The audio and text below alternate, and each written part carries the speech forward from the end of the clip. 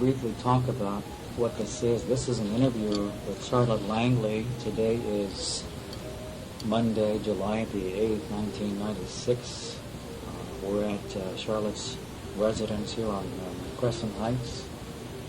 And what we'll be doing is talking to you, Charlotte, about some of your experiences and impressions and recollections about your career in social work. How about if we start out by asking you how you happened to go into social work and choose that as a profession? I think I came into social work through the genes, more or less. My mother was a volunteer way back. In World War I, she sold war bonds, and so there were always volunteers around, and she and my father always were doing something in the community, so it was just natural that I would begin to do some volunteer work and social work along the way. I got into the profession of social work kind of like by accident. At UCLA, I was a pre-med major, and of course my sights were always on being a doctor. But at that particular time, it was very difficult for women to get into medical school. So what I had done all through my undergraduate work was to volunteer at Cedars of Lebanon when it was up on Fountain Avenue. And so I was in a medical field doing something or other. So when the time came to pick a profession other than medicine, I decided on medical social work. Now, when I graduated from college, USC was offering only a 2-year course toward an associate degree in social work. Well, that was before the School of Social Work was established. Right. This is in 1936? 36. Uh-huh. And so the closest school was Berkeley, but I decided if I was going to go away to school that I would really go away. So I sent applications to the New York school, which is now Columbia, and the Jewish school in New York, and to the University of Chicago because a classmate of mine was going back to the University of Chicago, to the School of Social Work there. And so in those days it was easy. If you had a grade point average, I guess, I got acceptances in all 3 schools. And I picked Chicago and went back with Rhoda Sarnak, who I think most of the group knows. Yeah. And well, I'm not sure if it was easy to get in. I think if you had a grade, certainly that speaks well for your candidacy. But to be accepted by all 3 schools, pretty good. It would be now. I think more so now than then. But so when I went back to Chicago, my sequence was in medical social work, and I finished the 2-year course in 5 quarters. I just went right through. I didn't take a summer break, and I got my master's degree in March of 1938. And I had done my field work at Billings Hospital and at Michael Reese. So when I came out here, I thought it would be a breeze to get a job. When I got here and found it was a little different. My age apparently was against me or something. You were too young. I probably was too young and inexperienced, but I didn't think so. Uh-huh. So when I started to work, the first job I got was with the United States government. And we did a survey of the people who came into the Bakersfield area and Acton area. And we went out to the camps about 6 o'clock in the morning because it got hot so early. And we interviewed the migrant workers who were living in the camps. And we were mostly interested in their health needs. So we did our survey then. Then when I came back into town at the end of that first summer, which was 1937, I started looking for jobs. And Frida Moore, God bless her, turned me down because I was too young. She said I didn't have enough experience in life just to do any social work with people who had problems. But of course, I disagreed with her. You were all of what, 24, 25 at the time? I think I was 22 or 23, but I was young. You might want to turn the radio down. Oh, please turn it off altogether.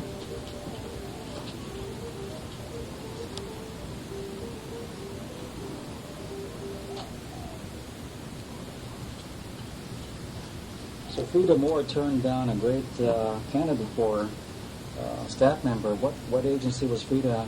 Jewish Family Service. Oh, uh-huh. And so the next thing I did was to go out to Vista del Mar. And Mr. Bonaparte seemed to feel that I could do a job, and he set me to work. And I worked with people like Marina Applebaum and Carl Glow and Reuben Tanner, all people that you know. And my first job was with the younger children. And like I have said many times before, although I stayed at Vista Del Mar for 40 years, I had many different jobs. It was like going to different agencies, starting as a social worker, and then I moved up into some supervisory positions, and then became, along the way, a unit supervisor for the girls' unit. And then I did something very exciting. I was placed in the foster home department, and I helped develop that into, I think, quite an excellent service. At one time, we had about 150 foster homes throughout the county, and I developed programs where we first we interviewed people who were interested, and then in groups, and then we did individual interviewing, and then selected people from that in terms of finding the right mix. And then after that, we had group meetings in the communities for the foster parents who were already active, and we were able to develop institutes and development for that. Well, that sounds like a very progressive program. It was. In fact, you were well ahead of what the county was doing in foster care, right? Yeah. Mm-hmm. We worked very closely with the county, however, but at that time we were trying to place all of the Jewish children, which I think we were doing, and therefore we could be kind of selective in the foster parents that we took. We certified our homes. We didn't license them. We certified them for our exclusive use. Why do you think there was a separate foster home program in the Jewish community? What was the reason for that rather than working with the LA County? Well, I think that is a kind of traditional situation in the Jewish community, that the Jewish people wish to develop their own programs. And I think we were just carrying on in the same way. But I have to tell you that we had a very difficult time to convince the community, the Jewish community, that we needed foster homes. And I'll never forget that when we placed an ad or some publicity in the Jewish news or elsewhere that we needed foster homes because Jewish children were having to be separated from their families because of divorce or breakup of families or death, the traditional Jewish community became quite incensed, and they were very, very irate and met with Mr. Bonaparte, who had to really kind of give them a course in casework 1, the needs for children. But I suppose that is part of an ingrained problem. Well, I think so. Anytime you have a new program, part of what you need to do is to help persuade the people that changes are needed and that there is a need for the new program. Were you involved at all in talking to some of the more established leaders, Charlotte, in promoting the foster placement program? Yes. I always had very close contact with the county and the state people. And I think this was something that Mr. Bonaparte encouraged, and Mr. Glow continued, and so did Mrs. Applebaum. So we were always involved with the other agencies. What can I get you? Looking for my folder. I might have left it over here.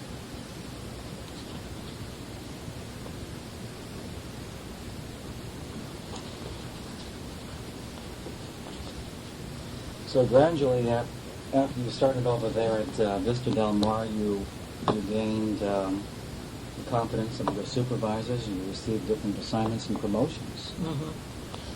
Another thing I did, I gave institutes throughout California and also out of the state.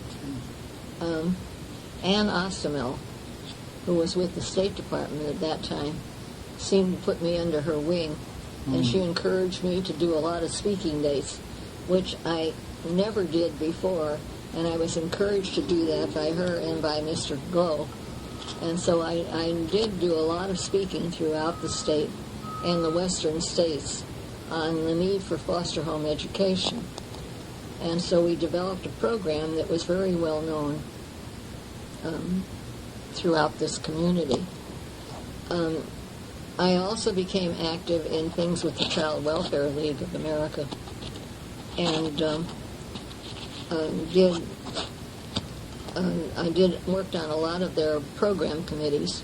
In fact, I chaired one of the Child Welfare League meetings in Pasadena for programming, and that was fun. You've been involved in teaching and training and programs outside of the Southern California area. Right. Did you do much work at all with Mr. Norris Class? I know Nora's class, and we worked in the same kinds of programs, but never directly. Have you published any papers or written books about some of your work and your training efforts? No, but some of the notes from the institutes that I developed are on file at the Rice Davis Library. Lee Freeling asked for them, and so I gave her the notes from my institutes. They're there. I never published. You're probably too busy doing the work rather than sitting down and writing, huh? It wasn't one of my strong points. Although it sounds like your presentations and your training activities were very much important in the field at the time. Well, people did use my materials. Another thing I did in teaching, I taught for about 3 or 4 years in the Extension Division of University of California, or UCLA. It was Extension. And I taught some introduction to social work courses to the general community. I guess I found teaching fun. In fact, I taught religious school for 17 years, and I taught a sequence to the children in an introduction to the Jewish community. And it paid off because a lot of the kids that I had in religious school came back to Vista later as adults wanting to volunteer or to become involved with Vista del Mar. So you never know where you plant your seeds. And they probably went back to Vista del Mar because they knew you were there and they were interested in doing something for the community. I hope so. Now, it sounds like you've done a lot of your major work with volunteers. How did you happen to get into that part of the work? Well, actually, I guess the nucleus of being foster parents comes with a desire to do something for the community, which in turn is a nucleus of volunteerism. So I suppose it just flowed naturally from that into becoming interested in volunteers. And my last paid position at Vista was to direct the volunteer program, which I built up very nicely until I left. And that was an experience too, because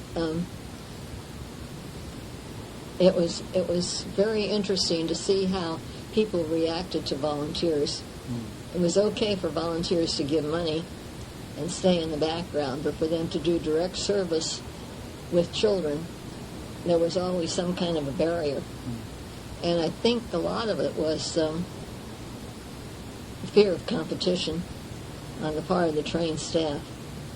Now, I have been hoping that the schools of social work will develop some kind of sequence in their curriculum to help social workers know how to work with volunteers.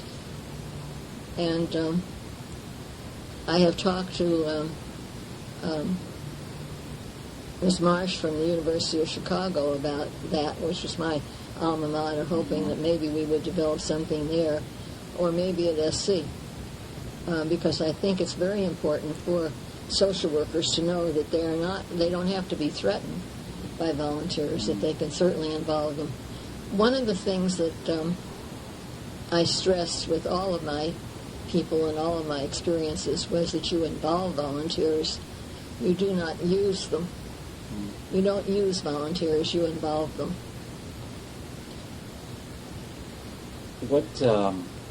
I'm curious if you would be willing to share some of your tips about what you did to allay the fears of the professionals when it came to involving volunteers. What do you think you did that made it possible for the volunteer program at Vista to expand so much, even though one could see where it would threaten the professionals?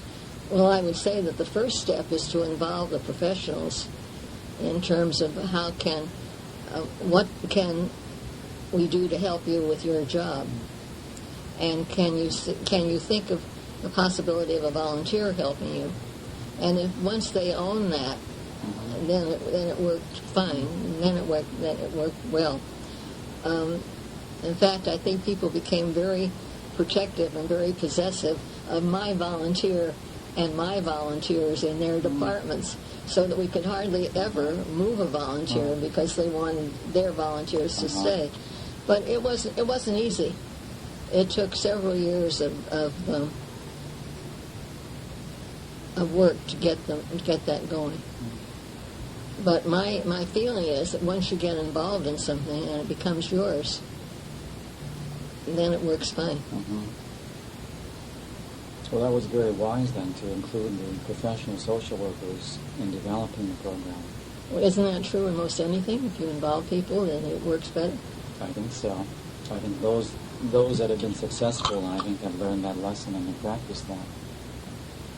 The other question is, continuing with the volunteer area, volunteers, of course, are not paid for their work. And yet you were responsible for the expansion of the program and bringing in more and more volunteers. What do you think you did to promote the commitment and the interest of the volunteers, aside, of course, from the money that they weren't paid? I think the satisfaction of knowing that they were helped. And I thought we also developed a recognition program. And we took that from other recognition programs that were established in the community, like DOVIA, Directors of Volunteers and Agencies. And also, I think the crux of it was that the directors of the agency saw the value of the volunteer, so that when they were recognized, they were really honestly recognized for the job that they were doing. And so I think that that was helpful. You didn't get paid money, you got paid in genuine recognition and genuine appreciation. So I think that was probably the crux of the situation. And that happened more than just at the once a year awards presentation, right? There must have been ongoing ways of acknowledging the volunteers. we hoped that everybody who was working with a volunteer would in some way recognize what they were doing, even if it was just a hello or a thank you along the way, or a recognition of a birthday or some kind of an event in their lives, some kind of personal involvement that let the volunteer know how much they were appreciated. And we did a lot of publicity in our in-house view, which was the Vista publication. And we always had a column or a write-up where some volunteer was highlighted, so they got that along the way. It was ongoing. I think people know when they're appreciated, and they work harder. Mm-hmm. The other part was to recognize the volunteers' input. If they had some ideas that seemed worthwhile, we always discussed them. And many times they were put into operation, and they had an input in what was going on with the children. I've skipped around a lot. Were there other responsibilities you had at Vista del Mar that we haven't talked about? Yeah, quite a few. I'm going to put in a plug for directors of volunteers. I think it's a job that's evolving. I don't think that there is a job description that covers everything that directors of volunteers do. And the job gets kind of lost in the many responsibilities. But because I was middle management, I had some responsibilities that were far away from the volunteers. As a matter of fact, I directed I was the liaison with the food program at Vista del Mar. Now, don't ask me how that happened, but that was kind of fun, too. Uh-huh. So I worked with a professional food service. It was ARA. Finally, we had some other kinds of experiences, too, and we felt that contracting with an outside food situation was better than trying to develop our own kitchen. We had fewer personnel problems. They had to staff the kitchen. We didn't. We had enough staffing problems without that. But that was fun because we planned meals, and we also. Well, I have to tell you something funny.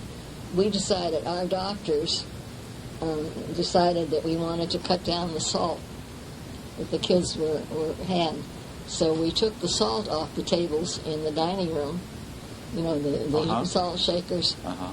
And we had almost a near riot, but not from the kids. It was from the staff who missed the darn salt shakers.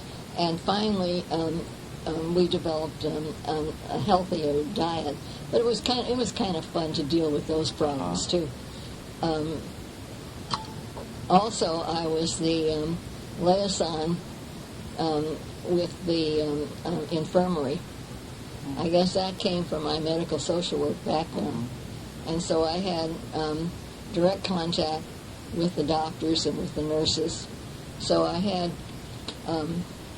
staffing problems there as well as medical problems. And so I've done quite a few things. Of all the things that you've done in your career as a social worker, what were among the most gratifying? And the second part after that would be which were the most difficult and challenging? The most gratifying. Well, going back many years, I think the most gratifying thing to me was to see that some of the kids that I taught in religious school, and of course on the Jewish community, as I told you, bore fruit, and finding these people as adults coming back and wanting to volunteer. That really made me feel good. I think each time a child improved in their therapy that had some connection with either a volunteer or something that I was involved in was gratifying. That's personal gratification. I think, on the other hand, the growth of the agency toward development of first the foster home department and then the development of the volunteer program was very exciting.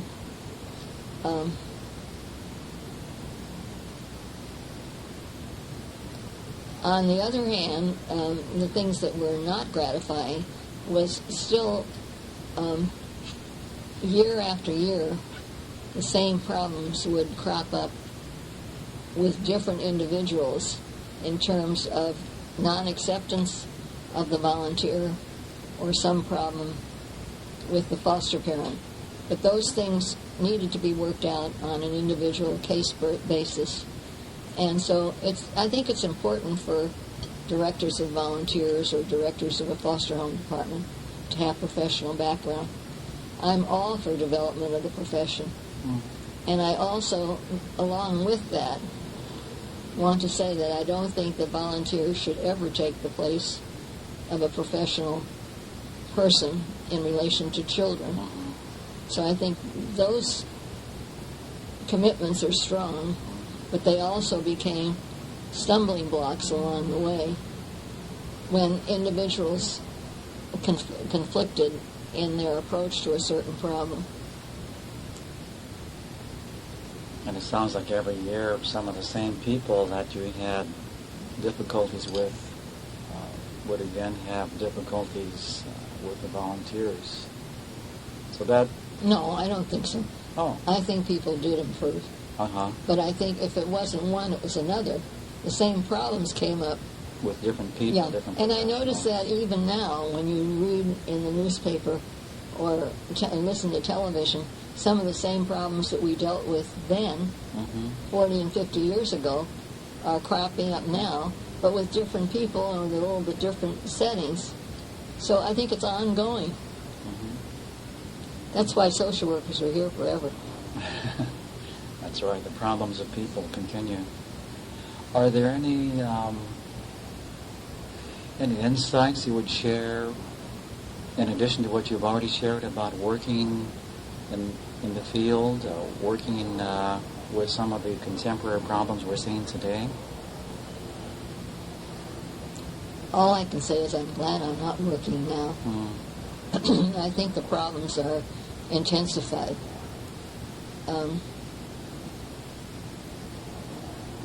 I think that going back to casework, one, you have to identify the problem and then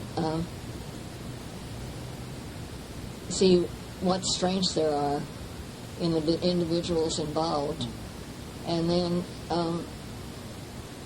involve the people who are concerned in solving them. And I think that's pretty basic. It sounds simple, but it isn't.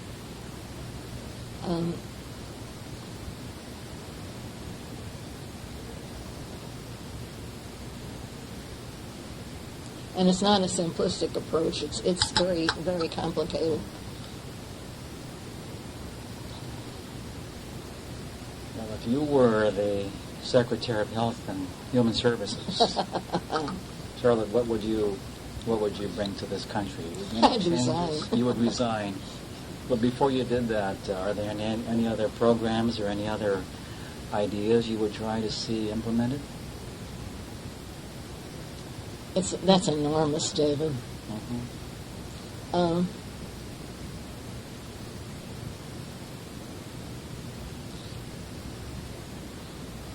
don't know whether you start with the program or whether you start with the financing.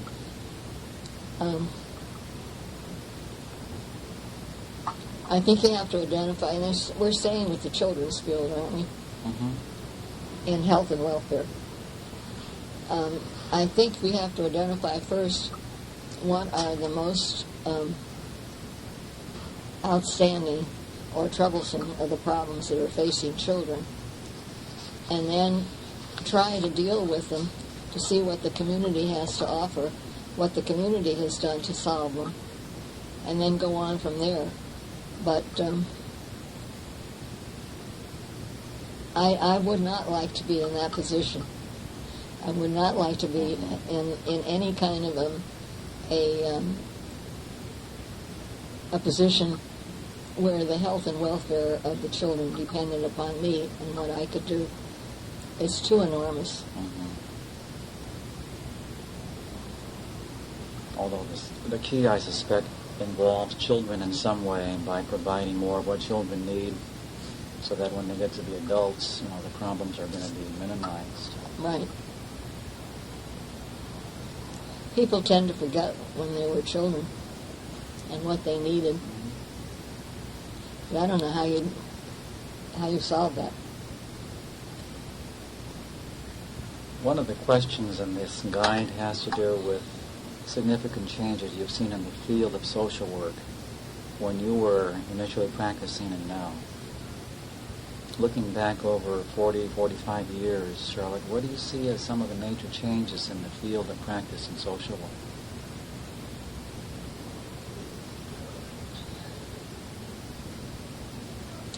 What I see is kind of a wheel effect.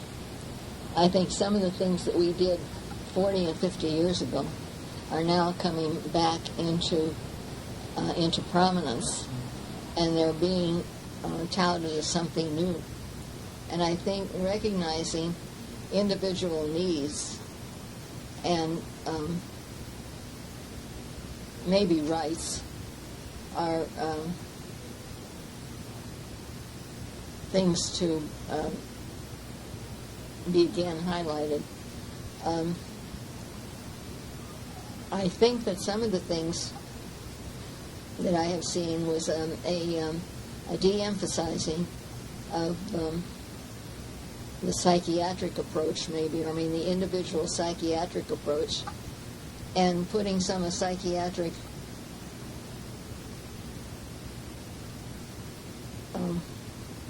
insight into general social work has been a plus. What I mean is highlighting the individual and the individual need. David, can we stop for a while? Sure. Today is August the 12th. This is the second session in a two-part interview with Charlotte Langley. This is at her home in Los Angeles.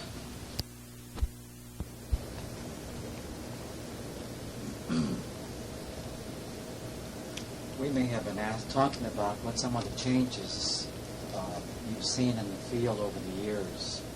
Right. And it sounds like for a while people were concerned about meeting the needs of people, and gradually it looks like the influence of psychiatry and psychiatric social work became much more something that social workers wanted to do. Mm-hmm. Many social workers for a while, I guess, wanted to set up their own private practices. Oh, they did. Mm-hmm. That always used to bother me. As soon as these social workers got their degree, they immediately put out a placard, and they opened up for business, and I thought that was so wrong. Because I don't think they had the experience or the background to do in-depth psychotherapy on their own.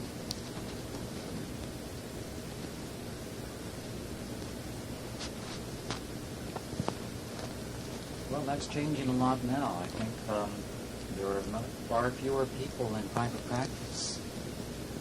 More and more people are looking to agencies and government work to do social work. And that's not good either.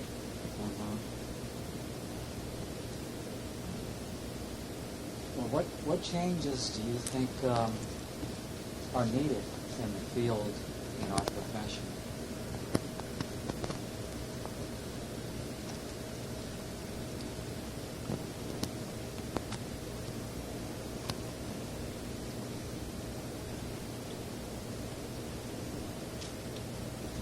where to begin.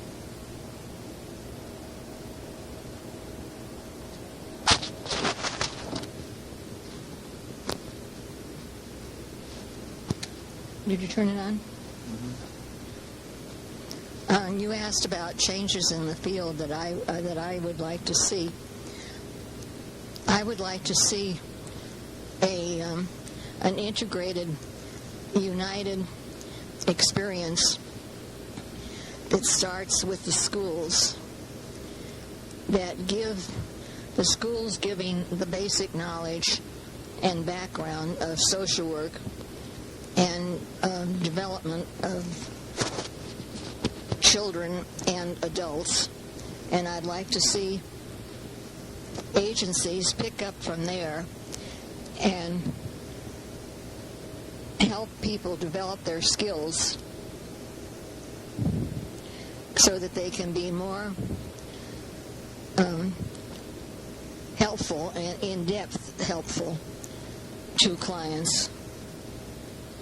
I'd also like to see integrated into the program of the agencies a well-developed volunteer program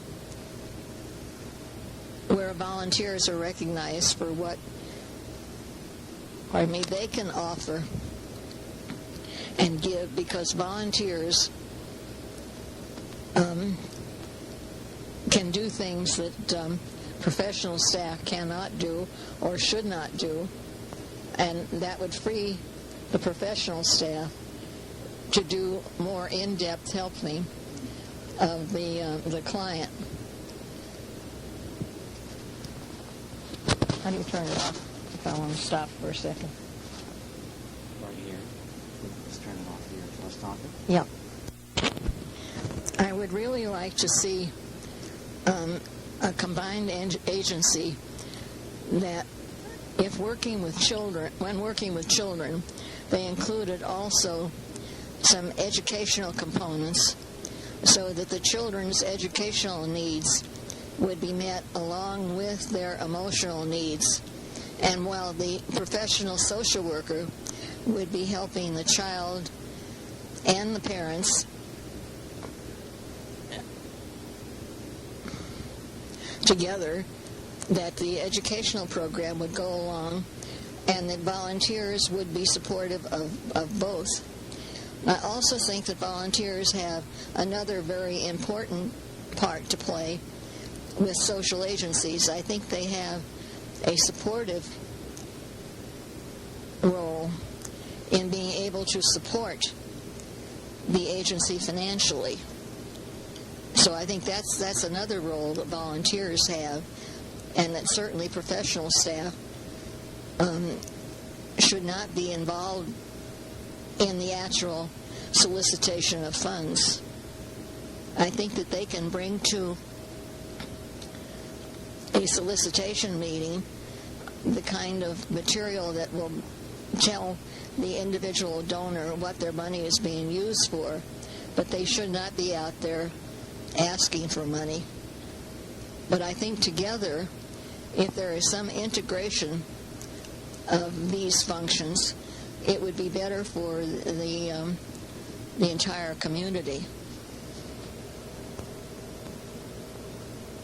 You know, one of the concerns about volunteerism is that it's sort of the opposite end of what a professional does. That many, many people will volunteer, but there's something that's very important when people are paid for their work. In other words, they're professionals.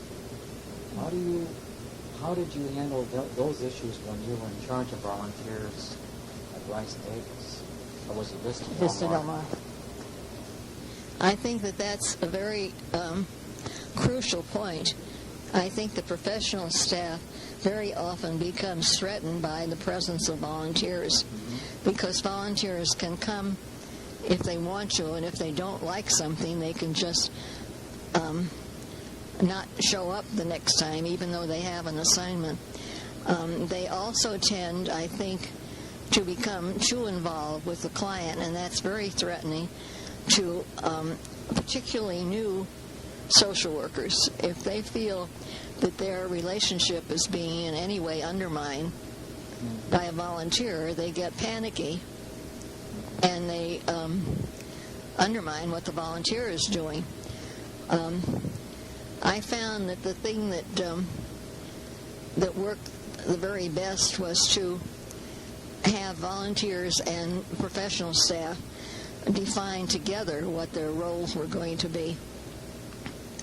And then, as director of the program, and I and the supervisor of the volunteer and the professional staff would try to support those different roles.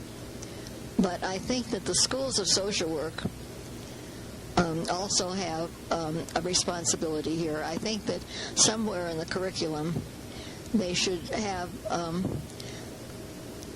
a course on volunteering and kind of help new social workers realize the importance of the volunteer, so that it becomes part and parcel of something that you do. It isn't something that's superimposed once you come to work. Well, that sounds like a great idea. Have you had much luck, Charlotte, over the years in talking to the various schools of social work about incorporating classes, or at least part of a curriculum, on working with volunteers? No, but I keep trying. Why do you think there's some reluctance or some resistance in including more of that in the curriculum? I don't know whether they realize the importance of volunteers. And also, I wonder if there isn't some feeling of competition, that if you train volunteers too well, they will take over the job. And unfortunately, I think whenever there is any cutback of professional staff, the tendency on the part of some executives is to say, well, a volunteer can do that. Mm-hmm. And I think that coming at it from both sides, it makes it very difficult for the professional staff to fully accept a volunteer. But I always, and I'm a firm advocate that volunteers should not be junior social workers. They can be supportive, and they can do very important things, but they should not be the professional. Although many former volunteers have become professional social workers, right?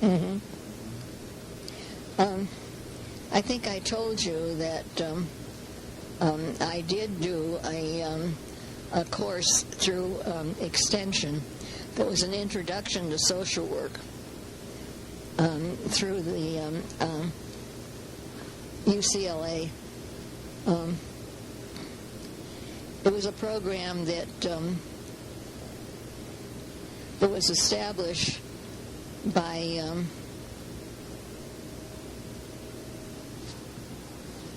Marge. I forgot her last name. I'll remember it later. She later became a dean of a school at Chapel Hill. Anyhow, I did this for about 5 years, and I had quite a few people who took the course, and many of them assigned and became social workers later. They enrolled and completed their master's degree in social work. So I guess maybe I made social work attractive.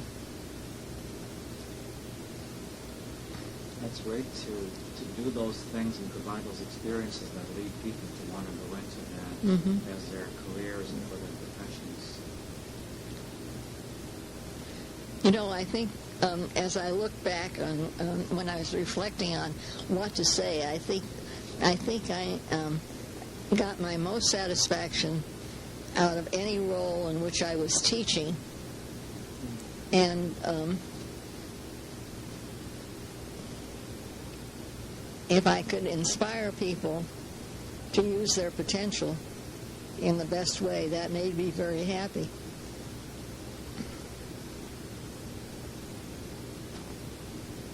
I guess part of social work is teaching.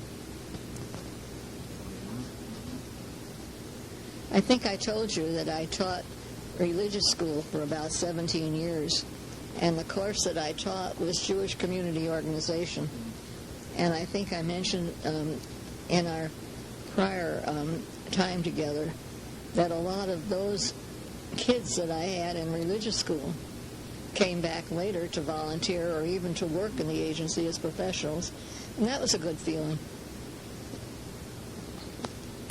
When you mentioned community organization, I recall the days when USC used to be a generic program,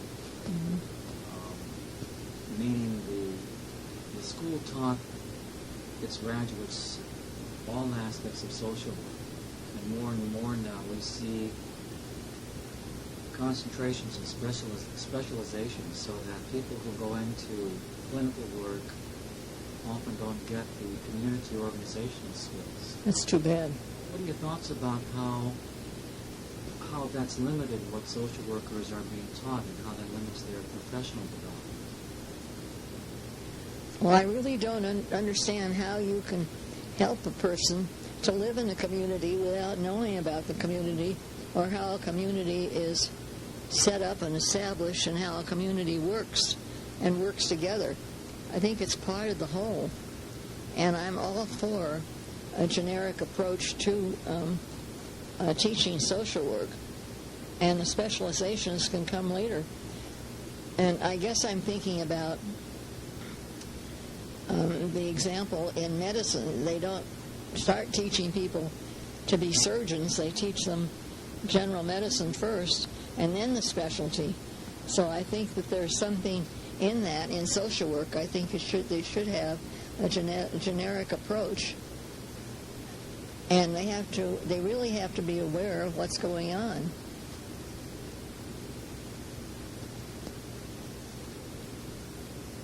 Well, were the concentrations developed because of the job market? Were there demands in the marketplace for specialized training, and is that why the schools then began to have concentrations? I really didn't realize that the schools had concentrations like that were from the beginning. I thought they came later. I thought that, at least when I think back on my own social work education, the specialties didn't come until much later. We had a generic approach to learning first, and then we were exposed to the different specialties. And I think that was good. I guess maybe I don't like change. Well, there's something very nice about traditional measures that have worked. Mm-hmm. And if something is working, there's little reason then to change that. Well, if it's changed, it's going to come back, because the wheel does keep turning, and it comes back eventually. I'm wondering whether some of the push isn't from the students themselves, who are in such a hurry to become specialists that they don't want to be bothered with learning the generalities or the basis. And if you don't have a foundation, I don't know how you can build the structure properly. I haven't kept track much of the job markets. But how are the social work graduates doing these days? Are they getting jobs in the public sectors, or no? Well, up until 5 years ago, I think a lot of them were getting jobs in the public sectors. But then I understand that the public sectors are cutting back now, too.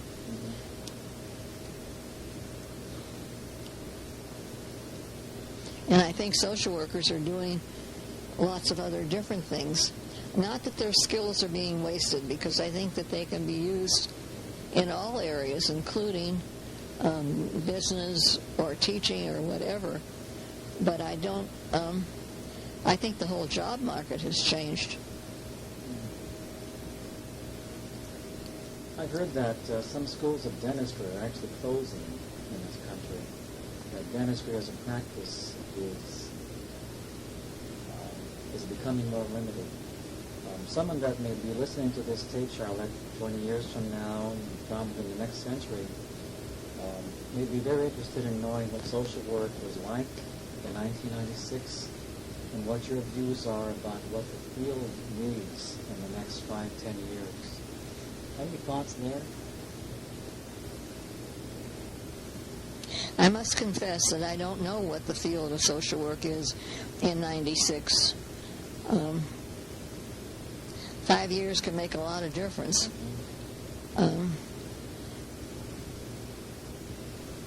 I know what it was like when I was in social work.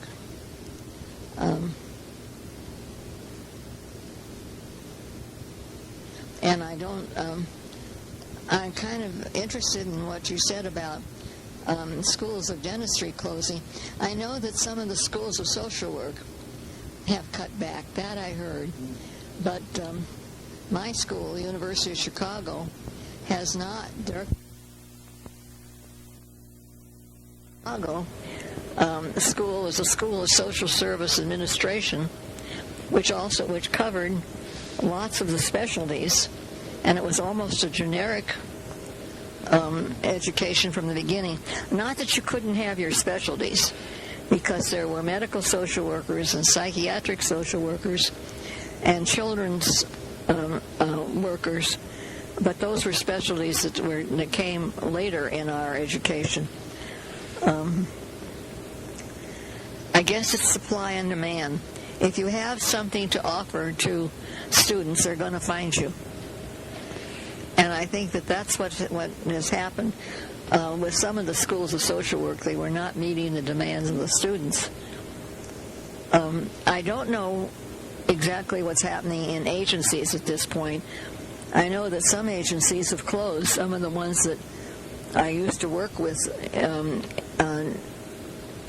intensely, like the Family Service Association, has closed.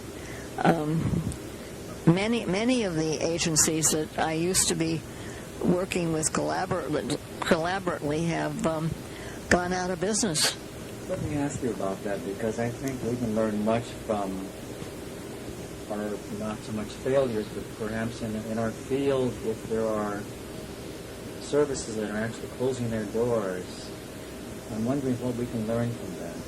Do you know why family service agencies have not continued to operate? I suppose the easiest thing to say is that the financial support is not there. And I think that's bad. I think that the community should recognize that it needs private agencies, because the government agencies cannot or will not or should not pick up the load. I think that some of the specialization should rest with the community, but it means that the community has to support it. But I feel in many respects sorry for the community too, because there are so many agencies and so many activities requesting the financial assistance of the community that it's hard for them to pick which to support. How about some of the problems with United Way leadership? You know, you may remember some of the controversy surrounding the head of the United Way and the misuse of public funds and the public trust. Do you think that had an effect on the ability of United Way and public agencies to raise funds for their programs? Absolutely. I think it's really, pardon me, I really think it's terrible that people in the field of social work would be greedy enough and dishonest enough to steal money. I may be naive when I think that social workers should be above that. Something is the matter with the basic morality of people who would be in a position of trust that would steal from an agency, steal money from the agency, and thereby erode the support.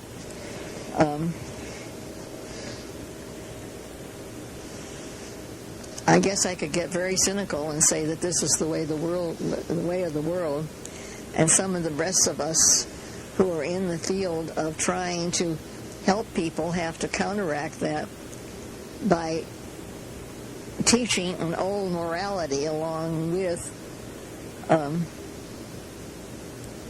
ways in which to deal with the problems. That's a very complex issue, and whose responsibility is it to teach ethics and moral behavior? And where, as a country, have we let that down? What's happened, I wonder? I think we've let it down. I think that it's hard to know exactly where to start. If you put your finger on parents, for instance, to have them teach morality and morals and ethics to their children, you have to look at their own ethics and morality. And if they don't have any, how can they teach the children? So that leaves the teaching of children to the schools, maybe even to religious principles in their churches and synagogues. Maybe, I don't know. I really feel that the basic responsibility is with the parents, but the parents don't see it as their problem. They see it as the children's problem. At least that's what I found when I was in the field. So then they come to your agency, David, when they're in crisis and ready to break up, and you see the pieces, and we're all together in this. But and you've got government too, who in some respects is not honest. You begin to wonder, well, who can you rely upon? And it becomes a morale issue. A morale issue. If one or two people are abusing the system and doing things for personal gain, then everybody else begins to question if those few people do that, then why can't I? Mm-hmm. It's hard to know where to start. And I think that it's a very difficult field to be in these days, because when you get into a situation, you can go in several different directions to deal with a solution, and it's all part of a whole. But is there one right one? Well, now we're probably on the edge of social work and very near religion and ethics, right, and morality. I was talking to a social worker the other day who works at UCLA in medical social work. And he talked about a family conference with the physicians, the social workers, the nursing staff, and someone he called an ethicist. Oh, that's interesting. And I had never heard that phrase. And I said, "Excuse me?" And I said, "What's an ethicist?" And apparently there is a new developing field, and these, I'm not sure if these are physicians or psychologists, but they have specialties in ethics. And it has to do with issues regarding transplants. It has to do with when one pulls the plug on a respirator, or when a patient can give direction to a family about resuscitation, and it was a fascinating area. Where is this, at UCLA? UCLA Med Center, Oh, I think that's fascinating. I think that all social work should have that. Mm-hmm. I don't care what you call them, maybe an ombudsman or an ethicist. Ethicist? Ethicist? Yeah, I guess it's a new word that's been coined. Social workers could do that, or could be that. It would be another specialty, but I think that's fascinating. I like that. Well, something's never changed. The notion of client self-determination that was developed decades ago is still as important today as it was then. I wonder what's happened, though, to family breakdown. If you need somebody on the outside to tell you ethically how to behave, that was a role that parents used to take. But I don't know the solution to that either. I don't know pouring more money in and giving them money for AFDC or things like that is not the answer either. If the parents don't have that ingrained ethical feeling, they can't pass that on either. So maybe someone else on the outside has to do it. I wonder sometimes about looking to some of our newer, younger, more progressive social workers to see what the field ought to be doing in the next 5-10 years. Part of me, Charlotte, like you, is very unhappy with the changes in public funding, with the loss of scholarships, with how affirmative action programs have been dismantled. And it seems more and more now that schools, that programs are being left for those that are the most qualified, that are the most wealthy.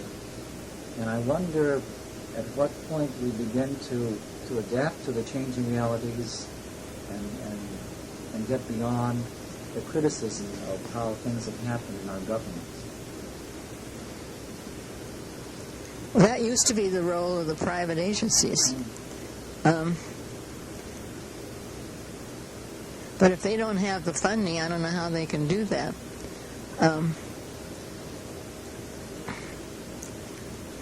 I guess we can get very pessimistic about the future of social workers, the future of the whole country, when you look at it broadly.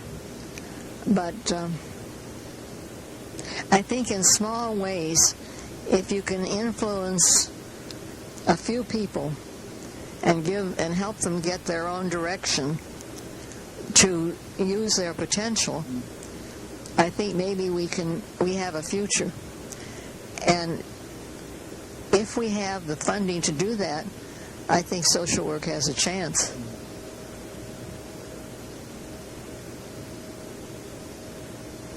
Maybe that's a very important response then, rather than worry about the entire country, just work with the people that we have on our caseloads and work with the families that we have before us. If you try to get too broad a picture, you'll do nothing. You'll just be overwhelmed. But I do think that nationally and community-wise, we have a responsibility to do our part in supporting those people in government who are ethically. But I think that our contribution really has to be more individual. I think that the responsibility of agency executives, however, is broader, and I think they have to develop the mission of their agencies and help their staff to follow that and broaden it. Boy, this is community organization. Yeah, it is.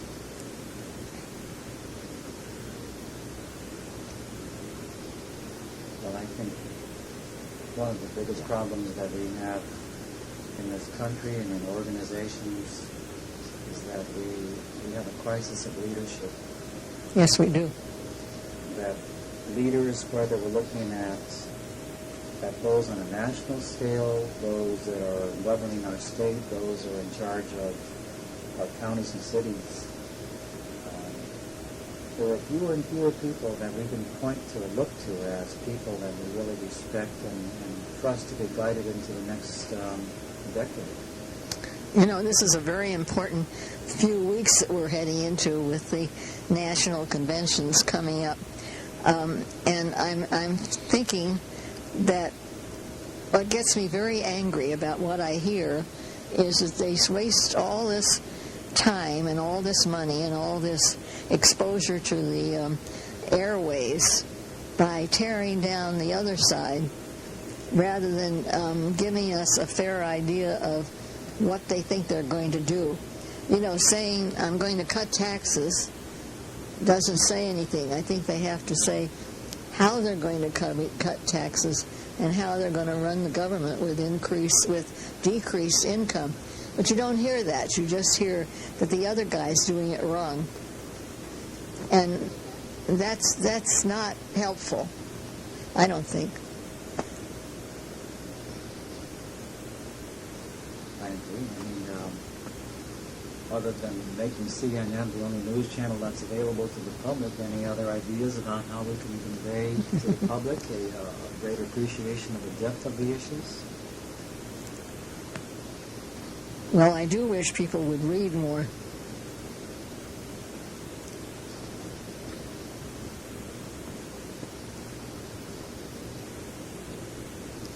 Again, I guess it goes back to something basic. I think that people have to depend upon the schools and education to do part of it, and hopefully to support families so that the families will do their part. And maybe people will begin to think globally rather than just individually and right now.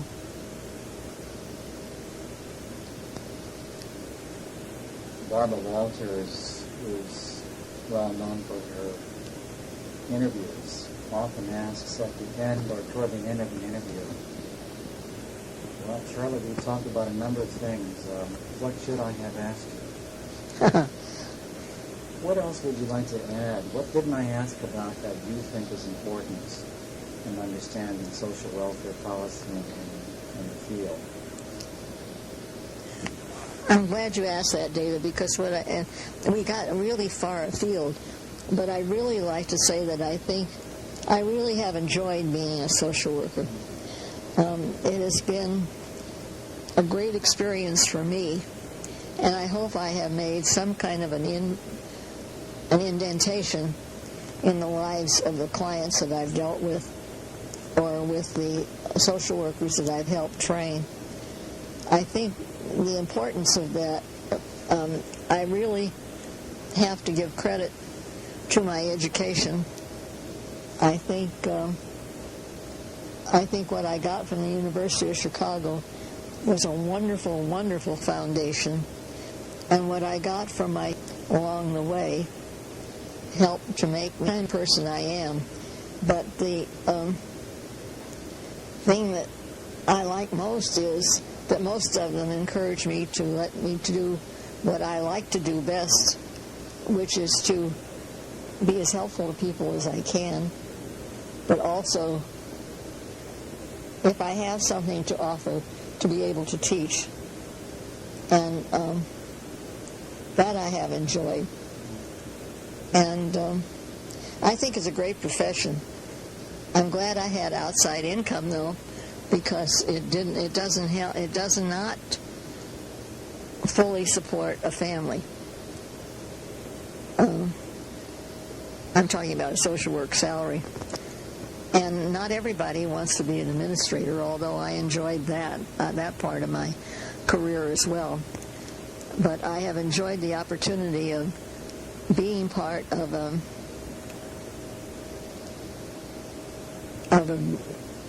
life experience where I can meet and interact with people. And I thank you, David. It's been a pleasure being interviewed by you. It has been, and I especially appreciated your last comments about liking the field of social work. Probably 6 months ago, there was a survey conducted of attorneys, and a surprisingly high percentage of attorneys, I think it was well over 60-70%, said they would not have chosen law if they had to do it all over again.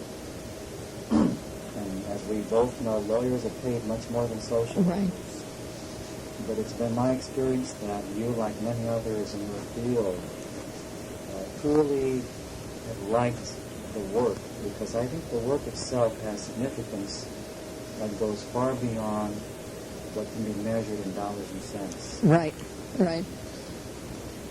What a wonderful thing to be able to say after devoting your whole life to the field of social work, to be able to now say you really like social work. That's true. One of the reasons I like social work is being able to meet people like you, Charlotte.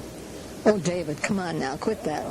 You've done a lot, and one of the attractive things about the oral history project with the social welfare archives has been to have these kinds of conversations with people who have seen a lot and done a lot. And I appreciate very much your sharing some of your thoughts about the field and about your life. Thank you. Thank you.